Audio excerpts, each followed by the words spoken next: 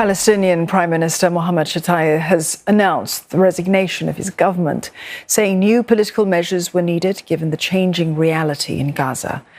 Mr. Shtayyeh said that he is stepping down due to the unprecedented escalation of conflict in the occupied West Bank, Jerusalem and in Gaza. The move comes amid growing US pressure on Palestinian President Mahmoud Abbas to stop the fighting in Gaza by working on a political structure to govern the besieged enclave after the war. Israel's military has proposed a plan to evacuate civilians from what it calls areas of fighting in the Gaza Strip. In a statement, the Israeli government said that it received the IDF's plan, but it did not give any details about how or where the civilians would be moved. Israel has warned of an impending ground invasion in the enclave's southern city of Rafah.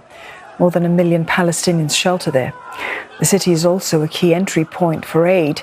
But the plan has drawn widespread international outcry.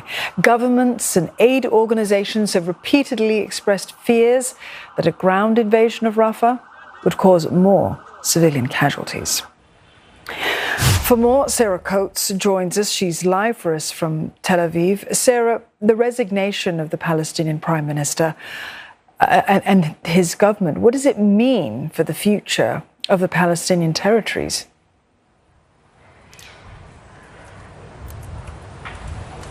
Hello, Dawn. It certainly opens the door for reform, which is something that the United States has been calling for from within the Palestinian Authority. We have been hearing from the US time and time again that it wants to see a, quote, revitalised PA ruling the Gaza Strip post-war, which is something that Israel continues to say will not happen. The Palestinian Authority is seen by the United States as deeply corrupt. It is also deeply despised, you could say, from within the West Bank. A recent poll has shown that around 60% of responders in the West Bank believe that the PA should be dissolved. Worse news there, though, for the Palestinian President Mahmoud Abbas. 92% of responders believe that he should step down immediately.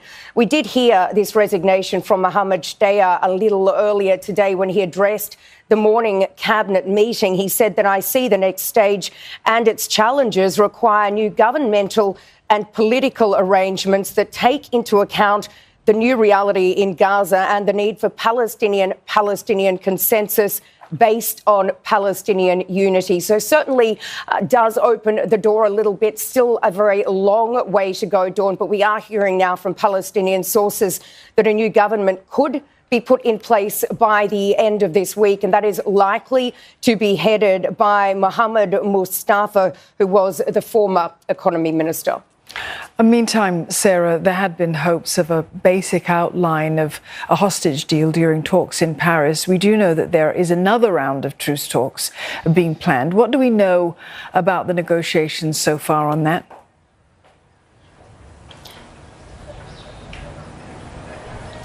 Dawn, there is some quiet optimism here in Israel. We do understand that another Israeli delegation will be in Qatar today. They'll be discussing reportedly the technical aspects of this deal, such as which Israeli prisoners would be released and how many Palestinian prisoners would be set free from Israeli jails. It comes as the United States has spoken about those talks in Paris over the weekend, saying that an understanding was reached on the broad contours of a deal. It is understood, according to sources close to these talks, that it could see the release of about 40 Israeli hostages, hundreds of Palestinian prisoners, and a pause in fighting for around 6 weeks. It's also being reported that Hamas has softened its stance on wanting an immediate ceasefire. It is now reportedly willing to negotiate on that a little bit later, with mediators really hoping to get these warring parties to some sort of an agreement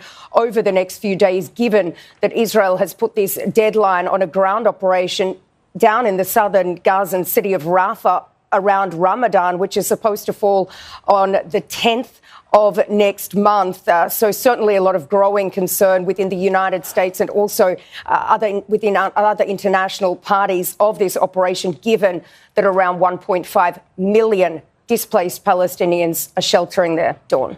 The urgency just growing for that deal, hopefully. Sarah, thank you very much for that update. Sarah Coates there in Tel Aviv.